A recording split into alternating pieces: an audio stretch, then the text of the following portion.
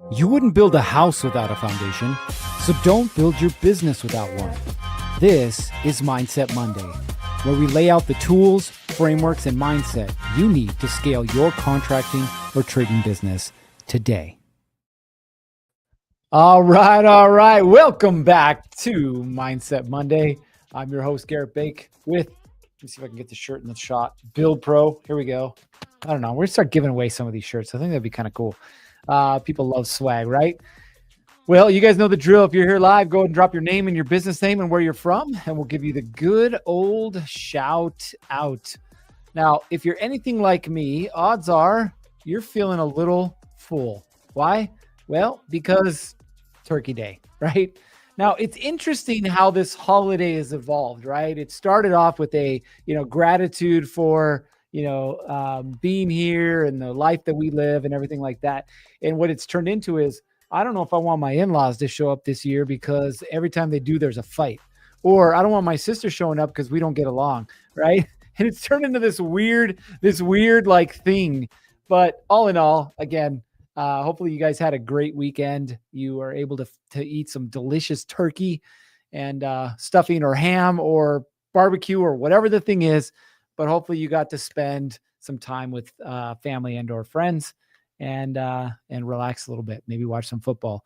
Let's see. We've got Alex Christensen, Rustic Mountain Build Design out of Constant, Utah. Welcome to the show. Olga's here. She's also out of the Salt Lake area. We got the 3 hearts this morning. Welcome as well. Now, I want to kind of get into this. But first I want to share with you like how my Thanksgiving went, right? My Thanksgiving usually goes like this, right? Either we're going somewhere or someone's coming to our house, which is truth for everybody. But normally what happens is I like to take on an additional task or tasks, things that need to be cooked or things that need to be done because for some reason I can't just enjoy myself. So not really sure why that happens, but it happens. We got a couple more folks here. We got Jeremy with Foundation ACS. Welcome to the show, Jeremy. We got Joseph with MJ Plumbing as well. And Alex, he says, it was good. My Cowboys kicked butt. Oh, yeah, they did. They beat the Eagles? Go Eagles. Just kidding. I don't really like the Eagles, but here we are. So this year I decided that I wasn't going to do everything. And it's really hard for me to do that, right? It was really hard for me to not say yes to everything. Hey, we need an extra turkey like last year because we had, additional friends and family showing up. And so I was like, yeah, I'll make 2 turkeys. Or, year before when I'm like, yeah, I'll make all the pies for the desserts, right? There always seems to be something happening, right? And what I realized is my job is not to do everything. In fact, my job is to do a couple of things, but do those things really well. And this year I said, you know what?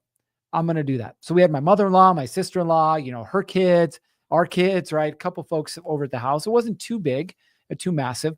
But what ended up happening is my sister-in-law volunteered to do the turkey. And I was like, oh, okay. Yes, go ahead, do the turkey. Now we worked a little bit together. We decided to do an al pastor turkey. Now, if you're familiar with Mexican tacos, that's the tacos that are up on the spit, the meat that's up on the spit and it rotates and you kind of slide it off, throw in a taco and off you go. Well, we made a turkey that way and it turned out absolutely amazing. If you want the recipe, I can share that with you. It was really good, but it was crazy because Thanksgiving morning, I wasn't overwhelmed. I bought the pies from, the different stores, Costco and wherever else. We ended up, making some of the sides, but I really just got to be present and enjoy myself. And it's the first Thanksgiving in quite a few years that I was able to do that. We got Daniel Cox. Welcome to the show. He says, I'm sub 2. All right. Welcome, my friend. So we got a few folks here. Now, listen, if you're here to hear about my Thanksgiving stories, I'm sorry, they're not that great, but I will relate this back to your business. And here we go. More often than not, what we do as contractors is we say yes to way too many things, which ultimately causes us in our business to suffer. It causes our business to suffer because ultimately we're saying yes to everything, which means we can't really grow. We can't really control what's happening, right? We got Masood with Clean Touch Roofing from Tucson, Arizona. Familiar with Tucson. Welcome, my friend. So the problem that we have is we're constantly saying yes to everything, which means the business will never grow. It will never grow. And I'll give you a perfect real life, real time example. As you guys know, we have a commercial construction management company, right? And inside of our business, what do? We focus on helping GCs manage scopes of work, i.e. groups of subs, which then allows us to get to a point where we can grow because we're helping them make their life easier. Well, on the last 3 jobs that we've been asked to bid, we were asked to bid outside of what we normally like to bid, which is roofing, framing, drywall, paint. Like that's basically it. We have really good subs for those scopes of work and we do pretty well, right? So at these last few bids, we were asked to bid electrical, plumbing, excavation, HVAC, flooring. We had ceiling tiles, right? And one of them, it's a compounding and pharmacy facility, meaning that they need a clean room. Bro, I've never done a clean room in my life. I don't know what I'm doing. And so it got to this point at the beginning of last week where Melissa and I, my wife, who works with me in the business, we both looked at each other and we're like, we can't do this. We literally can't do this. We can't keep saying yes to everything because the problem that we were having is we were saying yes to everything and it was overwhelming us because there were so many different scopes of work and so many different types of work that we literally couldn't wrap our heads around them. We have subs asking questions about what about this on the plans and what about that on those plans and what about this and what do we do here? And it just got to be overwhelming. And we made the decision, and it was a hard decision to make, but we made the decision that we couldn't say yes to everything because for us to say yes to everything, we were ultimately going to burn ourselves in the business to the ground, right? Because ultimately what was happening is we were just hustling and grinding, not growing. And so I want you guys to think about this as we go through the topic today is, are you hustling and grinding or are you growing? And there's a distinct difference between the two of them. We got Ryan with Divine Decking out of Bakersfield. Welcome. And then we've got Pierce saying, can I ask a question? Ask away, my friend. We love questions here. And by the way, that's for everybody. If you're here for the first time, we love questions. Make them specific to the topic, obviously, but we do love questions. So what did we end up doing? We went back to the GCs that we were working with. We're like, hey, we really want to help you, but we are not in a place where we can truly help you the way you want to be helped right now. We have a small team. We have a team of 4. That's it, right? And so we realized that if we minimized our scope, we would be able to maximize our efficiency. If we minimize the type of work that we were doing, we were able to maximize the amount of profit that we were going to make out of it. Okay. So I want you to start thinking that way when it comes to your business. Okay. Think about it this way. Okay. Number 1, every job that you say yes to shapes your business. Now I get it. A lot of you guys are subs and that's fine, but you don't want to be the plumber that's known for plumbing. You don't want to be the painter that's known for painting. You don't want to be the roofer that's known for roofing. Do you catch my drift here? Okay. You want to stay focused. When you get to a point where you're doing multiple 7 figures, then you can talk about taking additional scopes of work. Okay. But for now, stay focused. Stay focused. Okay. So let's take a plumber, for example, right? If you're the plumber that does service work, does new installs work, and does commercial work, what kind of a plumber are you, right? The jack of all trades, master of none, which means if everything's your specialty, nothing is. And you got to think about it this way. If everything is your specialty, nothing is. And the problem that we have is by saying yes to everything, ultimately what happens? We can't specialize in anything, right? Think about it this way. If I call a plumber because I need help on a new commercial project, I'm looking for a plumber who has experience in new commercial that can give me pricing that works for new commercial so that we can build a long-term relationship and grow together. I don't need a plumber who only does everything and then wants to jump into commercial and says yes, which has happened before. Okay. Another example. We got the chance to bid on this particular project. It's an apartment complex over 2 floors of retail. So it's 2 over 5, total of 7 floors. And the GC asked for multiple scopes, and we got a bid for electrical, right? And it came in right about $1 million. Okay. Well, guess what? The guy who submitted the bid at $1 million didn't actually submit a full bid because it wasn't detailed, and we asked for a detailed scope. And when I went back to him and said, hey, do you have any experience doing this? What do you think he told me? No, but we can do it. We do custom homes, but yeah, we can do that too, right? And so I felt not so confident approaching the GC going, hey, we got a number at $1 million. If we can land it at this number, we're all in.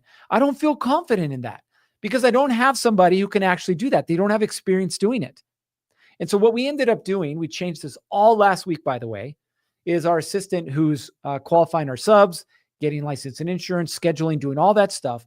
We said, I need you to go back through all of the subs and all of these scopes of work, and I need you to nail down their specialty. Either they do big commercial really well because they have experience and they have the big team. Either they do small TI work and that's just their thing because they're really good at it and that's what their team is really good at. Or they do residential, which we don't really do, and we just kind of push them to the side. You would be amazed. You would be amazed how many people fought back and they're like, oh no, we can do that. And we're like, nope, you got to pick one. I want to know who my guys are that can do the large commercial, hotels, multi-story complexes, things like that. I want to know the guys who can do my TI jobs, right? I want to know that because when bids come in, which we've had bids come in for core and shell, we've had bids come in for TIs, we've had bids come in for hotels and large townhome complexes. I know that you're not good at everything. I know it. And you need to know it too. It makes my job easier and it makes yours as well. You want to be able to be the guy or the girl that can do the thing really well, right? Second thing, not every customer is worth having. They're just not, okay? Because some customers cost you twice, right? I call these PITA customers. You've probably heard of them before. In fact, you may have one right now. If you're not sure what a PITA client is, spell it out. I'll help you. Pain in the ass. These PITA clients, they want the lowest bid, but they want to demand as much as they can out of you, right? They want to underpay, but they overdemand. They're the ones that cause your delays. They're the ones that cause all your mental stress. There's extra communication. There's rework. And worst of all, is they're pulling you away from the clients that you want to be doing business with. So why would you say yes? Right? And this is the way I look at it.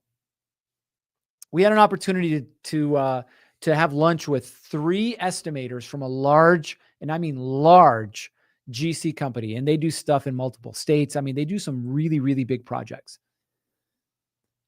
We had lunch and they were peppering me with questions. Tell us about your business. Tell us about your, this. Tell us about your that. And ultimately, what it came down to is we realized we were not aligned, right? What they were demanding was a company that could do these large projects. And that's not us. That is not us. We're not at the place where we're going to do large projects. We're kind of the smaller in-between guys, right? That's what we do really well. And it wasn't a bad thing, okay? But we realized if we would have said yes to them, we would have been the PITA client. We would have been the guys who'd be like, hey, you know what? We actually need more money, or we need more time, or we need more, whatever the thing is, right? And we didn't want to be that. So look at it from their perspective, okay? Do you really want to lose time? Do you really want to lose cash flow? And do you really want to lose focus? If the answer is no, then quit saying yes to the PITA clients. Listen, I know it. You're like, it's December. Yes, it is December. It's December. I need work. No, the reason you need work is because in January of last year, you didn't start your marketing. In October of this year, you still weren't marketing, which is why you don't have jobs right now. Period. Guess what we have? We have jobs. Guess when we're bidding these jobs? Oh, I don't know, March, April, May of this year, right? If you don't have jobs right now, that's your fault. So don't say yes to the PITA clients because you're desperate. Okay. Ready? Here's a stat for you. Okay. PITA clients cost businesses on average from $4,000 to $21,000 in lost productivity, in errors, and in rework. $4,000 to $21,000. So unless you want to stroke that check, which I'm pretty sure none of you guys do, quit. Don't quit the work, but quit focusing on saying yes to everyone, especially the PETA clients. Third, and this is really important for you guys, I need you to understand this. Quit saying yes to work that kill profit, okay? Understand that complex jobs are expensive. You can't bid them the same. They will take more hours and time. In fact, they may end up taking you multiple iterations of working on it to get it right. And so instead of saying yes to all these random jobs, which require more management, which will probably lead to more mental overload and definitely more mistakes, instead of doing that, back off and focus on what you can do in your sleep. I go back to this TI project, this pharmacy, right? We're helping with the core and shell, which is great. Pretty simple, straightforward. We can do that, okay? But what it is that we're not good at is clean rooms. We have never done clean rooms. In fact, we would probably never do clean rooms. So I got on the horn with the GC and I was like, hey, we can do everything else except this clean room. And he's like, well, I'm actually glad that you said that. And I was like, surprised. What do you mean? He goes, we actually have a company that's going to come in and just do the clean room. So we need somebody that can just do everything else. I was like, hallelujah. That'd make my life so much easier, right? We got JS Nieves saying going through something very similar right now, right? Listen, we can make business as complicated and as hard as it needs to be, or we can make it as simple and easy as it needs to be. But the choice is yours. If you want to always be focusing on different materials, different subs, different suppliers, different tools, different timelines, what do you think is going to happen? Oh, I don't know. There's going to be a ton of waste and you're going to be super inefficient, right? If you're doing the work, it's already going to be a mental headache and burden. Imagine your crew showing up to a job that they don't have a ton of experience doing and you expecting them to do a good job. What do you think is going to happen? Well, let me tell you, on average, cost overruns because of this, the inability to bid properly because they're bidding on jobs that they're not comfortable doing, will cost a contractor on average 15 to 25%. And for most of you, that's your profit. Now, if you want to keep doing jobs for free, awesome, great, have fun, right? I don't want you guys to do that. I want you guys to focus on making money and keeping money, right? The only way that happens is if we focus on the work that we're really good at and we become an expert at doing that same work over and over and over again. You want to be a specialist, trust me, because then everybody knows that's the guy that I call. That's the company that I call. I know they're experts in water heaters. They're experts in service panels. They're experts in whatever the thing is, right? That's what you want to get known for, not the people that do everything, right? Jack of all trades, master of none. As we wrap this up, I want you to think about this way. There's the strategic power in saying no, okay? Specialization, which is nothing more than focusing on what you're good at, creates speed. There's less training you got to go through. Your estimating is faster. You're better at scheduling. Your sales conversations are so much easier. You can execute at a high level. And most importantly, you can start controlling jobs versus having jobs control you. We got Daniel says, say no to the pitas.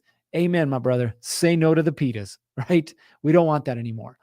Listen, the better you can get at controlling your jobs by saying no, the more profitable you'll become. So here's a couple of questions that will help you. And we use these questions when we have bids come in. In fact, we have 6 projects right now that we're bidding. But what do? We ask this. Number 1, is this one of our core job types? Right? What we realized quickly is we don't like doing storage units because there's not a lot in there for us to do that we're really good at, right? Framing is usually metal, and that's a specialist. Roofing, also metal. Our roofing guys don't do roofing that way. There's not a ton of drywall. There's not a ton of paint. Like, it just doesn't make sense for us, right? So it's not one of our core job types. Do we already have a system for this kind of work? You guys know me. I love systems. And if you don't have systems, you're going to screw it up.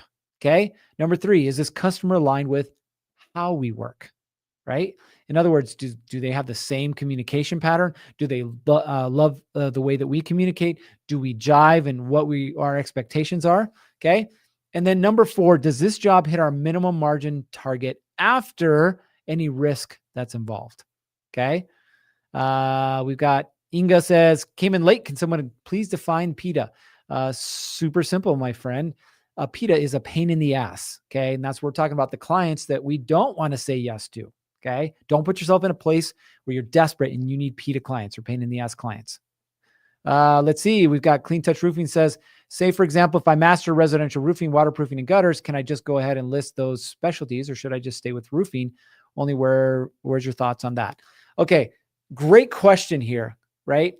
I would say if you're not doing multiple 7 figures, you are just a roofer, and stick to roofing. Find a partner where you can sub waterproofing or gutters to, but become the roofer. Listen, we work with an exterior company, and I say exterior because they started with gutters. They did gutters. Now this is cheating. I get it. They did gutters for 3 generations, right? 4th generation, Tim's the owner. They do 16 million a year now. They do gutters, and they started doing exteriors, and they started doing decks, but they're doing 16 to 18 million a year. Completely different conversation. They have the team that they can execute at that high level. For you right now, I would say I want to become the best residential roofer. That maybe you do insurance work, maybe you just do re-roofs, maybe you do new builds, right? You want to get even more specialized in that because that's going to help your marketing. Okay. Amanda says, I'm going to start using that. Yes, you should. You totally should. I'm sorry, Mrs. Jones, you're a PETA and I don't work with PETAs.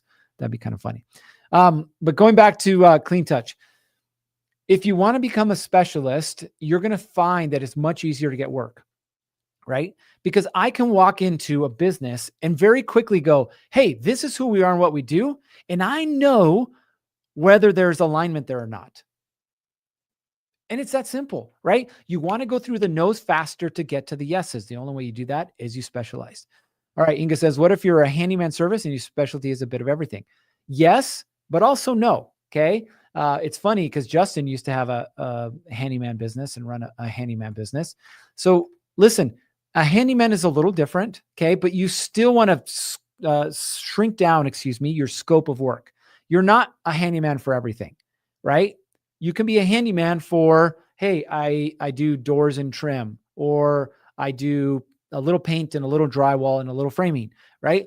You don't want to be the handyman who, hey, I do roofing and I do electrical and I do plumbing and I do flooring and and I can do your sprinklers outside.